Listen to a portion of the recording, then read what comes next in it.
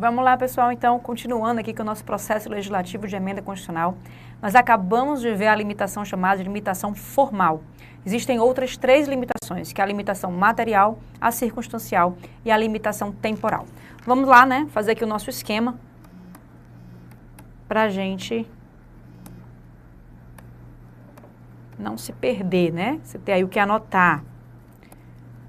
Limitação material, limitação circunstancial e limitação temporal. Ó, pessoal, minha letra é feia, viu? Mas nessa caneta ela fica mais feia ainda. Por favor, né? Não se sintam frustrados. Meu marido está comigo aí há quase 13 anos e até hoje ele pede para traduzir os cartões que eu mando para ele. Então, não se sintam frustrados. Limitação formal, pessoal, vocês já viram comigo. É a nossa limitação, aí é o nosso processo legislativo, tá? De emenda constitucional. Limitação material. Ela está prevista lá no nosso artigo 60, parágrafo 4º, que são as nossas chamadas cláusulas pétreas. Já conversar com vocês sobre ela. A limitação circunstancial são circunstâncias, situações, tá? Enquanto que a cláusula pétrea, que a gente chama de limitação material, é matéria, assuntos, né? Aqui a minha limitação circunstancial são circunstâncias, são situações, que uma vez venham a ocorrer, não podem, impedem emendas à Constituição Federal. A Constituição não poderá ser alterada de qualquer forma. O processo legislativo pode até caminhar, mas não poderá sofrer a alteração da Constituição Federal. Ele vai ter que parar em algum momento, tá? Para que a Constituição não seja alterada. Que circunstâncias são essas? Nós temos aí as crises constitucionais, que é o chamado, né, estado de defesa e o estado de sítio e a intervenção federal, tá? Lembrando que existe também a intervenção estadual, mas apenas a federal é a limitação circunstancial ao poder de emenda constitucional. Muito bem. Pessoal, esse estado de defesa e o estado de sítio são chamadas crises constitucionais porque eles acontecem em momento de grave instabilidade política, seja por um desastre, ou por alguma manifestação, ou por alguma crise política que esteja acontecendo isoladamente ou generalizada, ou por uma guerra que esteja acontecendo no Brasil. Tudo isso coloca a Constituição em uma situação de muita fragilidade e, diante dessa fragilidade, melhor não alterá-la. É uma proteção ao próprio texto constitucional em situações de crise. E a intervenção federal é quando existe aí alguma violação por parte de um Estado-membro dos princípios sensíveis, enfim, situações específicas que estão na Constituição Federal, e a União passa a intervir nesse Estado. Ou seja, aquele Estado ele perde toda a sua autonomia característica, né, do seu ente, de ser ente federado. E a Constituição passa a decidir por ele. A Constituição não, né? A União passa a definir as suas políticas públicas por ele. Ou seja, perde sua autonomia, passando aí a União a mandar naquele Estado. Por conta disso, também nós temos aí um desequilíbrio na federação e está vedada, portanto, a emenda constitucional. A limitação temporal é um período, um lapso temporal que venha a acontecer que impede que a Constituição Federal seja emendada. Tipo, um texto na Constituição que dissesse que a Constituição não poderia ser emendada de tal ano a tal ano, tá? Isso daí seria, portanto, uma limitação temporal. Não é durante o estado de sítio, porque isso é uma circunstância que está impedindo, não é um tempo. A limitação temporal é um período fixo, específico. Do ano tal ao ano tal não poderá haver emenda constitucional, tá? Não existe no nosso texto constitucional. A limitação temporal no nosso texto constitucional, ela não tomou corpo, ela não foi adotada como uma limitação ao poder de emenda constitucional. Na verdade, alguns livros, alguns materiais bem minoritários, que não é, na verdade, para não dizer errados, né, mas bem minoritários, eles estão aí usando um período que não é um período de limitação temporal, mas um período de revisão constitucional. Se você for lá no Atos das Disposições Constitucionais Transitórias, o chamado ADCT, no artigo 3º do ADCT, ele traz uma determinação de que em 5 anos a Constituição Federal passaria por uma revisão. 5 anos após a sua promulgação. Foi, inclusive, reformado, mas, enfim. A gente tem 5 de outubro de 88, 5 de outubro de 89, 90, 91, né? 88, 89, 90, 91, 92, 93. Então, a partir de 5 de outubro de 93, 5 anos após a promulgação da Constituição, iniciaria-se um processo de revisão constitucional. No entanto, pessoal, esse processo de revisão constitucional aconteceu após 5 anos da promulgação. Mas, durante esses 5 anos, a Constituição foi emendada. Ela foi emendada, inclusive, 4 vezes. Nós temos 4 emendas constitucionais nesse período de 5 anos esperando a revisão constitucional. Inclusive, a última, a emenda constitucional número 4, ela é de agosto de 93. E a revisão constitucional começou em outubro de 93. Ou seja, não há limitação temporal no nosso texto constitucional, tá certo? Aproveitando, eu vou falar com vocês sobre esse processo legislativo de emenda constitucional de revisão. Rápido, simples e fácil, tá? Porque em alguns editais o CESP vem cobrando. Como é que acontece esse processo legislativo de revisão? A iniciativa é a mesma do que a gente acabou de ver, tá bom? A deliberação é que vai mudar. Em vez de ser aqueles 3/5 em 2 turnos de votação, nós temos maioria absoluta, apenas. E 1 turno de votação, como se fosse uma lei complementar. A diferença é que essa sessão de deliberação, em vez de ser em separado, Câmara dos Deputados, Senado Federal, vai ser uma sessão unicameral. Lembra que eu falei com vocês lá no veto? O que é a minha sessão unicameral? Nós temos 3 em separado, a conjunta da deliberação do veto e a unicameral. A unicameral, pessoal, nós temos todos os parlamentares no mesmo dia, na mesma hora, no mesmo local, deliberando a mesma coisa como uma única casa. Unicameral. Única Câmara, tá? Ou seja, é o Congresso Nacional. São os 594 parlamentares. Apenas os 594 parlamentares, maioria absoluta deles, pronto, está aprovada a minha emenda de revisão, tá? Não tem sessão e veto também, e a promulgação e a publicação, nesse caso aqui, é feito pela mesa do Congresso Nacional, tá certo? Mesa do Congresso Nacional, iniciativa igual, deliberação muda, tá? Maioria absoluta, sessão unicameral, e a promulgação e a publicação é feita pela mesa do Congresso Nacional. Essa é a minha emenda constitucional de revisão. Apenas isso que você tem que saber, tá bom? Só mais um detalhe aí jurisprudencial para ficar perfeito a tua aula, tá? Emenda constitucional de revisão só existe em âmbito federal, só na Constituição Federal. Constituição estadual não passa por revisão constitucional. Mesmo que exista a previsão no seu texto, essa previsão ela é inconstitucional. Isso aí o STF já se pacificou, tá bom? Só existe emenda de Constituição de revisão, processo legislativo de emenda constitucional de revisão no âmbito federal. Estadual não existe. Muito bem. Falamos da limitação formal, falamos da limitação circunstancial, falamos da limitação temporal. Preciso conversar com vocês sobre a nossa limitação material. Acompanhe aqui comigo. Pessoal, as cláusulas pétreas, elas existem no texto constitucional de forma expressa. Estão lá no artigo 60, parágrafo 4º, tá? Ou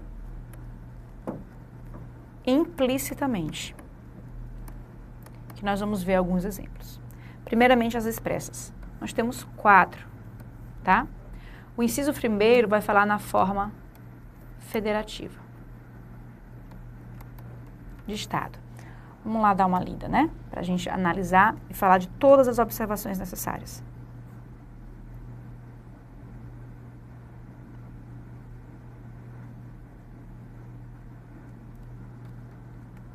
Tá aqui o nosso artigo 60, parágrafo 4º. Pronto. Ó. Não será objeto de deliberação a proposta de emenda tendente a abolir. Essas são as cláusulas pétreas. Para a prova FCC, você tem que ler mesmo a Constituição de acordo com cada palavrinha. A Constituição fala que não será objeto de deliberação. Mas nós temos aí fases do nosso processo legislativo, que é iniciativa, deliberação, né, sanção e veto e promulgação. Então, não será objeto de deliberação. Então, pode a iniciativa? Para a FCC, pode. Se tiver na sua prova, não será objeto de iniciativa a proposta de emenda tendente a abolir, aí colocar uma dessas cláusulas pétreas, vai estar errado, porque para a FCC a única coisa que não pode é a deliberação. A iniciativa, portanto, poderia, já que a vedação é para deliberar, tá bom? Por que eu falo para a FCC? Porque aí tem a doutrina que vai criticar, né? Obviamente que eu não vou movimentar a máquina, né, diante de uma situação que não vai dar nenhum resultado. Então, nem a iniciativa vai acontecer. Mas, enfim, não será objeto de deliberação. A proposta de emenda tendente a abolir significa excluir, revogar, retirar, extinguir, enfim, pegar aquele texto da Constituição e apagá-lo do texto constitucional. Tirar aquela disposição e simplesmente mudar tudo. Pessoal, essa proposta de emenda tendente a abolir, ela não inclui alterações. Poderá sim haver, tá, deliberação de proposta de emenda tendente a alterar a forma federativa de Estado, voto direto, sagrado, universal, periódico, separação dos poderes, os direitos e garantias individuais. Mas abolir, jamais. E essa alteração vai depender da situação, da cláusula pétrea. Por exemplo, forma federativa de Estado. Como é que eu altero a forma federativa de Estado? Primeira coisa, eu mantenho a forma federativa de Estado. Alterar é fazer uma reforma federativa. É manter os 4 tipos de entes federados, município, estados, União e o Distrito Federal, e reorganizar essa distribuição de competências entre eles. Pronto. Mas os entes federados que existem continuarão entes federados. O conceito de ente federado continuar sendo aquele conceito, né, de autonomia, naqueles 3 tipos que a gente viu. Aquele tripé que forma o Estado federativo, de divisão de competências, autonomia e a vedação, né, a secessão, a indissolubilidade, tem que continuar existindo, sempre. Isso não pode ser retirado. Assim, que alteração pode acontecer? Pode acontecer as alterações que já vieram acontecendo. Por exemplo, a emenda constitucional 85, ela altera o artigo 21 e o artigo 22 da Constituição Federal, trazendo uma competência nova à União, que é o fomento da pesquisa, da ciência, né? Nós tivemos também outra emenda constitucional de 2012 que tirou da competência da Constituição a manutenção da Defensoria Pública do Distrito Federal e entregou ao Distrito Federal. Reorganizou-se as competências. Questão de prova é te perguntar, pode emenda constitucional transferir a competência legislativa em direito do trabalho da União para os estados? Tem algum problema? Nenhum. Mas a federação está sendo alterada. Não, não está sendo alterada. Qual é a pergunta que tu tem que fazer para saber se a federação está sendo alterada? Os entes federados continuam autônomos? Continuam? Continua havendo divisão de competência entre os entes federados? Continua. E eles estão unidos de forma indissolúvel? Estão unidos de forma indissolúvel. Ou seja, essa reforma federativa que estamos falando agora, de tentar reorganizar essas competências, envolvendo União, municípios e estados, é algo possível, desde que eu mantenha a autonomia, divisão e competência e essa indissolubilidade, ok? Muito bem. Volta aqui para a Constituição. Nossa outra cláusula pétrea diz respeito ao voto direto, secreto, universal e periódico. Vejam que o voto obrigatório não é cláusula pétrea. Então, pode haver reforma, sim, constitucional, projeto de emenda constitucional, abolindo o voto obrigatório. Pode, sem problema nenhum. Arsênia, e o que é o meu voto direto? É você votar no seu candidato. E não votar numa pessoa para a pessoa escolher o seu candidato. Voto direto é isso, você vota no candidato. O voto secreto é ninguém ficar sabendo. O voto universal é aquele de mesmo peso para todas as pessoas. E o periódico é aquele voto que vai acontecer de tempos em tempos. De 4 em 4 anos, de 5 em 5 anos. E aí vem as perguntas. 2. Pode um terceiro mandato? Uma emenda constitucional permitindo 2 reeleições, ou seja, eleição, reeleição e outra reeleição? Isso pode acontecer? Pode. Isso não veda, isso não viola a cláusula pétrea do voto periódico. Por quê? Porque de 4 em 4 anos as pessoas continuarão escolhendo o seu representante, seja o que está no poder, seja outro representante. Então não tem problema nenhum voto periódico, tá? Não viola aí o voto periódico no terceiro mandato.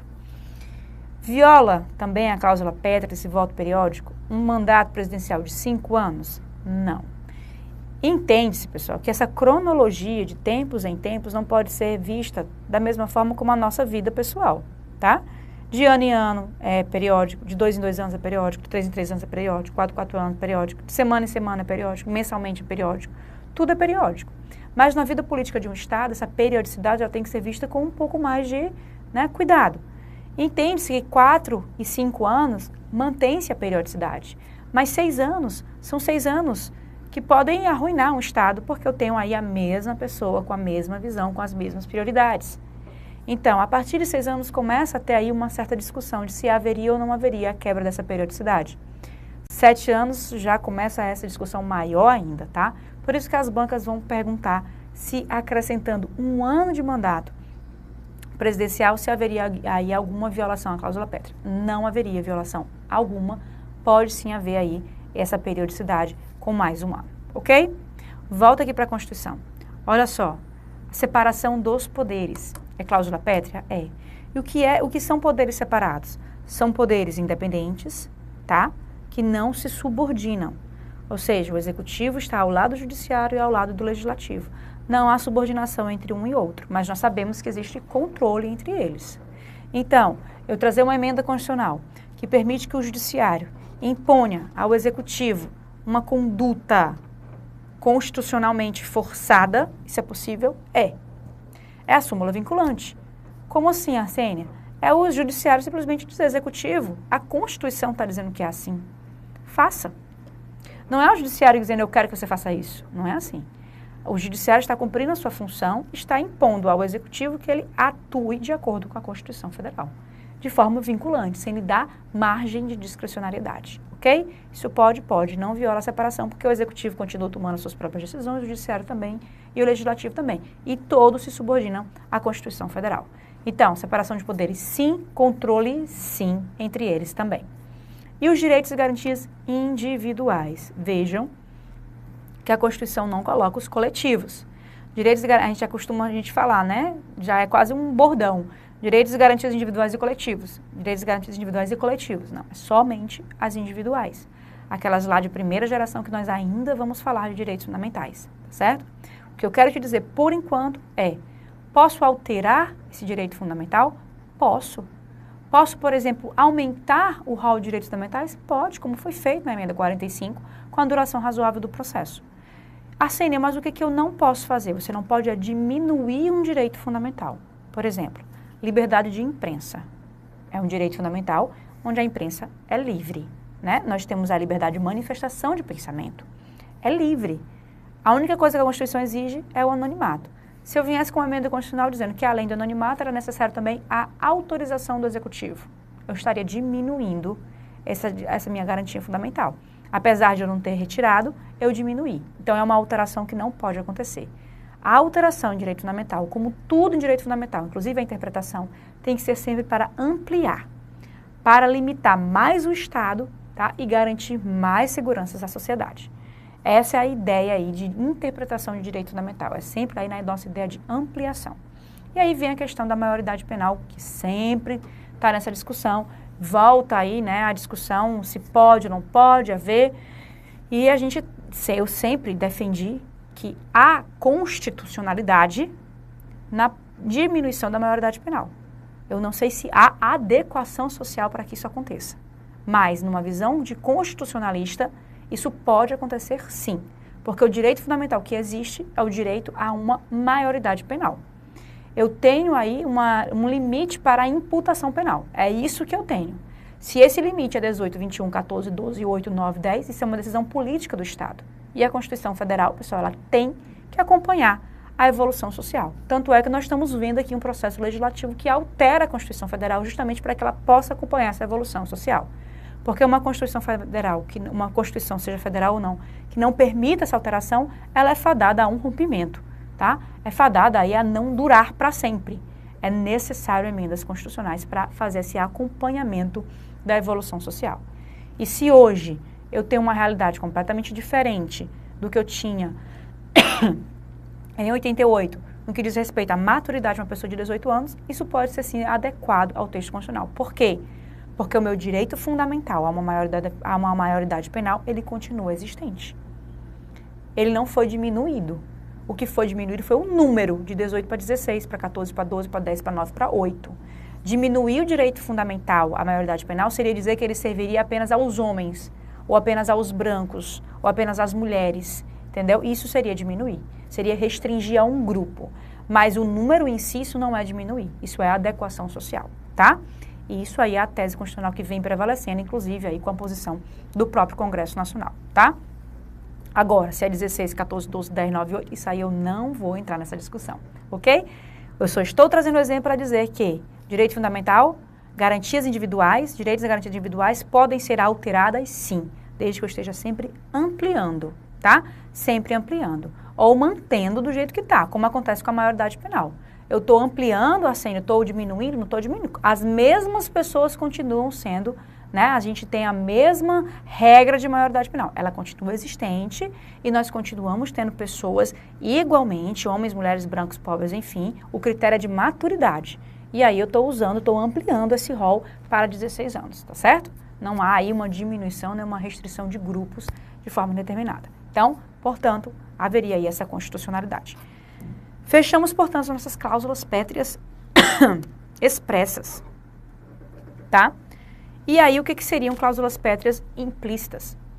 Existem certas discussões e algumas que são aí unânimes, tá?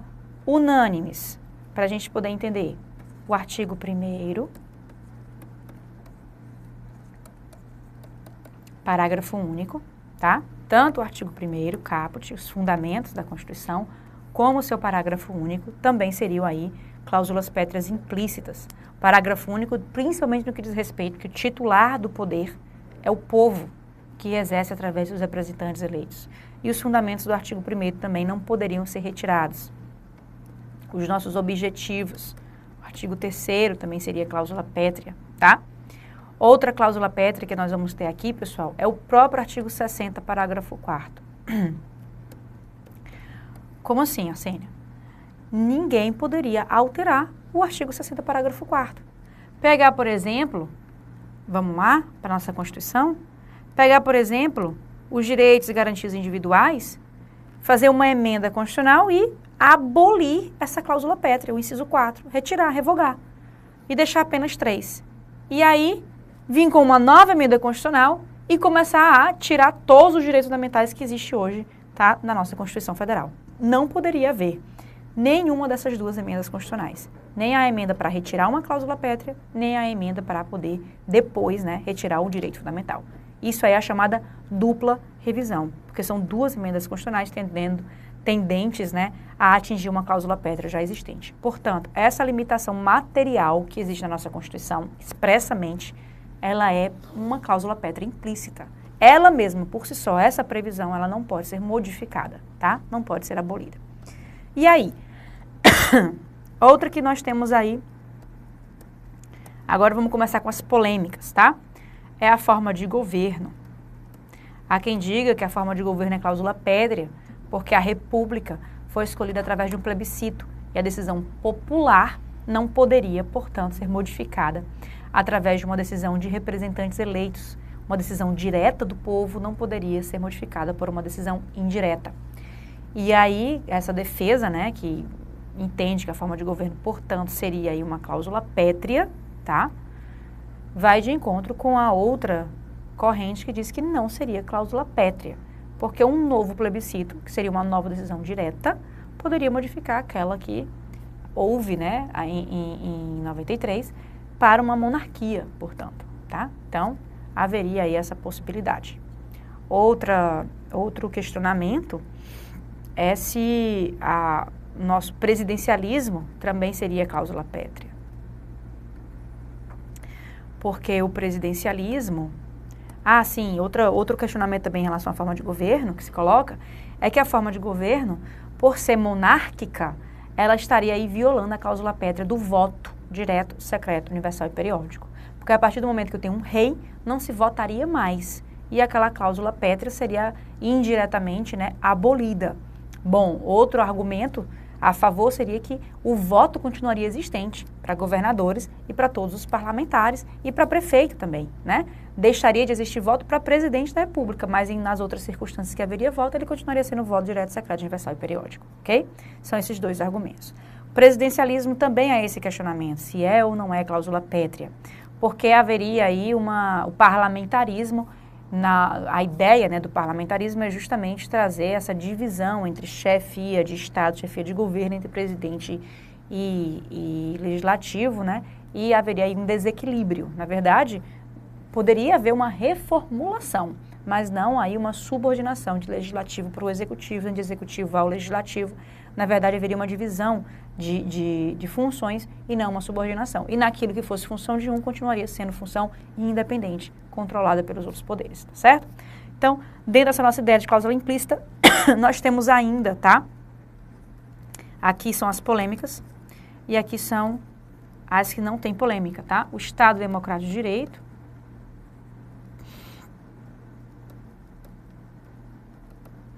seria cláusula pétrea também. O próprio Ministério Público também seria cláusula pétrea, tá? Porque a Constituição fala da instituição permanente lá no artigo 127. E se é permanente, não pode ser abolida, tá bom? Seriam aí as que a gente tenha mais em cima dessas nossas cláusulas pétreas, ok? Pessoal, então nós vimos aqui todas as limitações que existem dentro da nossa Constituição Federal. Eu preciso te passar só mais uma noçãozinha, que vai ser importante para a gente poder ver lá no controle de constitucionalidade, tá? Toda essa reforma que existe na nossa Constituição, ela é feita por um poder constituinte chamado de reformador. Vamos conversar, derivado, né, ainda sobre o que acontece. Mas antes da gente falar sobre isso, eu queria, mais na frente, né, que a gente vai falar, eu queria passar aqui uma noção que vem caindo cada vez mais em editais, que é a noção de supremacia constitucional. E entendam, tá, que essa minha Constituição Federal, de 88, vou te dar aqui um exemplo para a gente poder trabalhar em cima dele, que prevê a maioridade penal de 18 anos, pode ser modificada por uma lei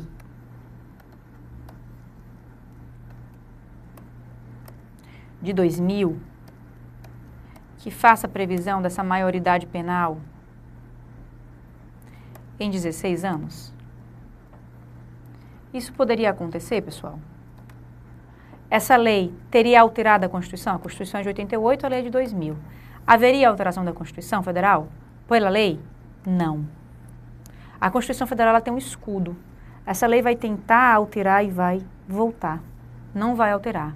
Por quê, Arsênia? Porque a Constituição diz diferente? Não. Porque a Constituição é suprema? Não. Porque a Constituição é hierárquica? Não. Porque a Constituição é a lei maior? Não. Por quê? Pessoal, isso aqui só existe porque nós temos a exigência de uma emenda constitucional, que é um processo legislativo específico, tá? E muito mais difícil do que qualquer outro processo legislativo. Olha só, lei complementar à lei ordinária, aquele rumo de gente podendo iniciar. Emenda constitucional, 4, 1 individual e o resto tudo grupo. Quórum de lei complementar à lei ordinária, absoluto e relativo, 3/5, 2 turnos de votação, bem mais difícil. Então, por conta desse meu processo legislativo específico, mais difícil do que os demais, a minha Constituição Federal só pode ser alterada se for através dele. Essa alteração de 18 anos só acontece se for através disso daqui. Nenhuma lei, medida provisória, resolução, decreto legislativo, enfim, pode alterar o texto constitucional. Portanto, se vier trazendo uma previsão diferente do que a Constituição faz, vai ser o quê? Invalidado. Por quê? Lei nenhuma, medida nenhuma, resolução nenhuma, decreto nenhum tem o poder de alterar a Constituição Federal. Para trazer alguma coisa diferente, 16 anos, só por emenda constitucional. Aí, nesse caso, ó, a brechinha, e eu poderia, agora sim, pegar isso daqui por emenda constitucional e alterar esse texto. Agora eu poderia alterar, porque eu tenho um processo específico para essa alteração. Enquanto esse processo não existir, não haverá alteração. Haverá aí uma blindagem da Constituição. E por conta dessa blindagem, e por conta desse impedimento de se alterar a Constituição através de qualquer mecanismo, por conta dessa exigência de se alterar a Constituição apenas através de uma emenda constitucional, eu digo que a minha Constituição ela é rígida. Eu digo que a minha Constituição ela é suprema. Eu digo que ela tem hierarquia. E tudo que estiver diferente dela vai ser o quê? Invalidado. A não ser uma emenda constitucional dentro daqueles limites que ela traz. Então, lembrando, né? Formal, material, circunstancial. Se estiver respeitando aqueles limites, poderá alterar a Constituição Federal. Ficou claro? E por conta disso daqui, pessoal, eu posso dizer que eu tenho uma Constituição rígida, com supremacia. E olha só, para eu saber se essa lei alterou ou não alterou a Constituição, se podia, se não podia, se ela é válida ou não é válida, tem alguém para dizer, tem que ter alguém para dizer se há ou não há constitucionalidade nesses atos que o poder público está diariamente editando. E por conta disso, dessa rigidez, dessa supremacia constitucional, eu tenho controle de constitucionalidade. Tudo isso é consequência, pessoal, desse processo legislativo aqui, ó, de emenda constitucional. Tudo isso é consequência da rigidez, supremacia e o controle de constitucionalidade. Só existem porque um dia se fez previsão de um processo legislativo específico e mais difícil para alterar a Constituição Federal. E não me venham com essa de que a nossa Constituição é flexível, porque nós já temos 85 emendas constitucionais ordinárias e 6 emendas constitucionais de revisão, fazendo um total de 91 emendas constitucionais. Isso não tem nada a ver com flexibilidade ou rigidez, porque rigidez se define assim, tem um processo específico, mais difícil é rígido. Por que nós temos 85 emendas e a Constituição americana não tem tanto isso, e ela é muito mais antiga do que a nossa Constituição? Porque a Constituição americana não tem 1/3 dos artigos que nós temos na nossa Constituição. Nossa Constituição tem mais de 250 artigos. Ela trata de família, de índio, de saúde, de previdência, de tributo, de tudo. Até a taxa anual de juros ela vinha prevendo por uma taxa anual de juros de 12% ao ano. Ou seja, quiseram colocar tudo na nossa Constituição Federal. Então, para modificar qualquer um desses assuntos, tem que ser por emenda constitucional. Por conta disso, nossa Constituição tem mais de 85 emendas. Ok? Ficou claro? Então, não caia nessa pegadinha. Diante do número elevado de emendas, pode-se concluir que a nossa Constituição Federal é flexível. Jamais. Ela é rígida por conta desse processo legislativo. E essa rigidez gera supremacia e exige um controle de constitucionalidade. Fechamos? Lei complementar, lei ordinária, emenda constitucional. Próxima aula, medida provisória. Até já já.